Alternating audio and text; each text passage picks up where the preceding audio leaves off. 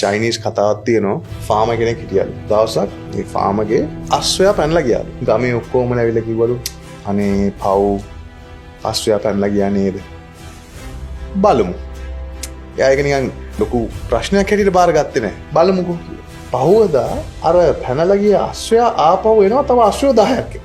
ෂා නියමයි දැන් වට අශ්වය 11ක් නේද කිව්වලු. බලමුකෝ. ඊට පහුවදා පුතා අශ්වයා පිට නැගලා ඉන්නවනේ සෙට් එකක්. අසාවට අලුත් අශ්වයෙක් පිට නැගලා මෙයා රවුමක් යනවා. රවුමක් යනකොට අශ්වයාගෙන් විසි වෙනවා කකුල කැඩෙනවා. ගමේ කට්ටියම ඇවිල්ලා අයියෝ පව් ඔයාගේ පුතාගේ කකුල කැඩුණා නේද? පව්නේ. බලමුකෝ කිව්වා. ඊට පහුවදා යුද්ධෙට යනවා කියලා ආමි එකෙන් එනවා රික්‍රූට් කරන්න. කොල්ලව ගෙනියන්න විදිහක් නැහැ කකුල කැඩිලා. ෂා මාර chance එක වැදුනේ නේ කියන. බලමුකෝ කිව්වා. ඔහොම යනවා මේ කතාව. මේකේ අර්ථය ජීවිතයේ සමහර දේවල් වෙනවා අපිට නරක දේවල් කියලා හිතුනට නරකම නෙවෙයි. හොඳ දේවලුත් වෙනවා. අපි හොඳ කියලා හිතුවට හොඳමත් නෙවෙයි. මේක කොයි වෙලාවෙ කොයි පැත්තට කැරකෙයිද? මේ ජීවිතේ මේ ups and downs තියෙනවා. මේ වෙලාවට හොඳ වෙන්න පුළුවන්, ඊළඟ වෙලාවෙ ඒක නරක දෙයක් වෙන්න පුළුවන්. ඒක ඊට පස්සේ ඊට වැඩිය හොඳ දෙයක් වෙන්නත් පුළුවන්.